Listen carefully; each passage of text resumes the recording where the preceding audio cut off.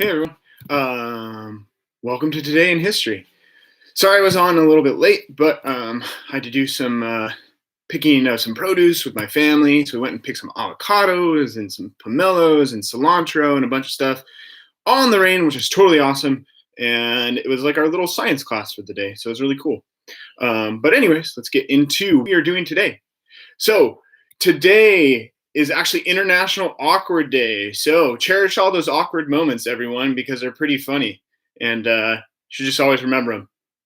And today is also National Biodiesel Day. So biodiesel is like different things besides just oil, right? It's corn that can be used to make ethanol, which now can be found at a lot of gas stations, right? The U.S. produces a lot of ethanol. So does Brazil. Produces a ton of ethanol for the world. Brazil is probably one of the leading producers of ethanol, which is biodiesel. Okay, so those are just some random things for today. A couple jokes for you today. So I thought this was another funny. Why do people say break a leg when you go on stage? Because every play has a cast. So all my theater people, you can take that one. Use it as a freebie. Share it with your theater friends and enjoy. All right, so let's get into today in history and actually what happened today. So one of the most interesting things that I think happened today was actually the introduction of public transportation. So today in 1662, the first time public transportation actually was available for the general public happened in Paris. This idea came from a man named Blaise Pascal, which I probably totally said wrong because it's a French name. He was a physicist, he was a philosopher, he was a mathematician, an inventor, an author, and much more. So he actually teamed up with the governor of a district called Poitou, which is totally incorrect pronunciation. That region's located along the central coast of France, located right next to the Atlantic Ocean. So he teamed up with the governor of that region and also the Duke of Rones, and they helped support his idea. And they brought it to King Louis at the time and said, hey, this is a great idea, let's do it. And so King Louis gave his royal blessing and said, why don't you guys do this?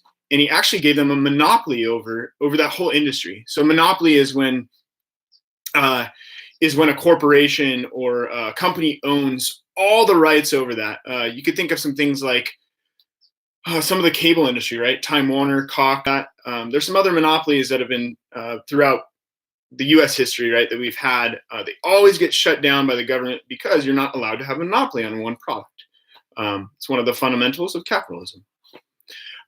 So they tried to get this going. They had a really tough time with getting public transportation going in Paris. So this idea actually only lasted till 1675. So 1662 to 1675, they had these horse-drawn carriages that could carry 8 passengers in each car, and they would use these to transport people. Well, what ended up happening, lower classes didn't really get to use this public transportation. It was more of the upper classes that were using it, pushed the lower classes out, and they really couldn't do anything at that time to find public transportation, which nowadays, oftentimes you find public transportation being used by all levels of society, right? Especially those individuals that don't have cars in bigger cities. This idea that Blaise Pascal came up with was probably way ahead of its time, right? It didn't even last. It lasted 12 years, and then that was it. So this idea actually didn't come back to cities, major cities, until was 1895 when public transportation became a big thing again, right? So bus systems, cable cars, all that kind of stuff. That's when it actually started taking off again. So my question for you guys is, when you have ideas or new thoughts, do you write them down? So do you write down your ideas for like creative things? Do you just hold on to them and sometimes forget them?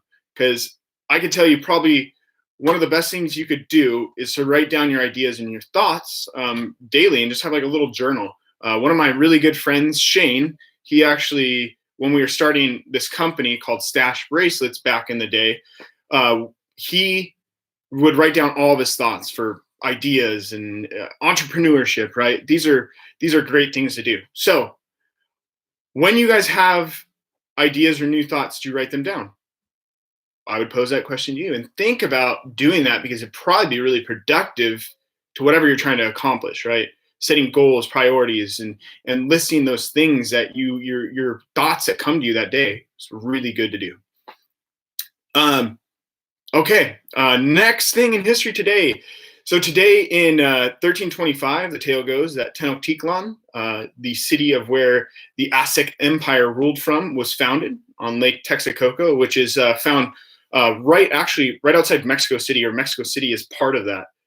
Mexico City now has a giant problem with this issue because they're actually built on a former lake bed. So when there's earthquakes, there's a huge amount of problems there. So Tenochtitlan, the former Aztec capital, is now where Mexico City is, pretty much. So that lake is no longer there. They built over it, and now they have a slew of problems due to the ground and foundation issues.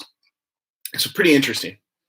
So I was going to ask you guys that question, but what great Mesoamerican civilization ruled over Tenochtitlan? So who was it? I said it. I hope you guys remember it. And for my students that are in my middle school class, I hope you guys remember this. And if you guys are watching this video, I really hope that you guys just kind of dig into your brain, go in your file drawers in your brain, and go, boom, I know exactly who that is. I guarantee you guys will remember. And here's my thought of the day for you guys. Who can we look to during tough times to mimic their successful habits? It was based on one of the greatest basketball players of all time. So here it is. So during times like these, I'm reminded of some of the great people who came before us and the struggles that they had, right? Michael Jordan, I wouldn't say that he went through super crazy struggles, but he definitely overcame a lot. So one of the things that he's quoted as saying is, I've missed more than 9,000 shots, right? I've lost almost 300 games. And on 26 occasions, I've been entrusted to take the game-winning shot and failed. So his message is, I have failed over and over and over again in my life. And that is why I succeed. So that is Michael Jordan. So I think it's during times like this, what we're going through right now, it is essential that you guys look to somebody to kind of mimic their successful habits and go, okay, what can I do to keep moving myself forward, moving all those people around me forward? And one of those things you could do is be positive, right? Be positive and share positive thoughts every day, and to just everyone around you, right? And try to find somebody that you can look at their habits and go, all right, they did some good things. Let me take some of those things and try to make my own. Those are really good things to help make sure you guys are successful in life. All right.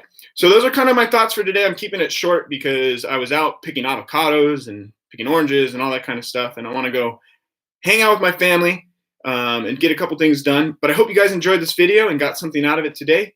I will be back on tomorrow, hopefully between 10:30 a.m. Pacific Standard Time and 12 p.m. Pacific Standard Time. But I will keep you guys posted with a update on Facebook. All right, guys. Have a great day. Bye.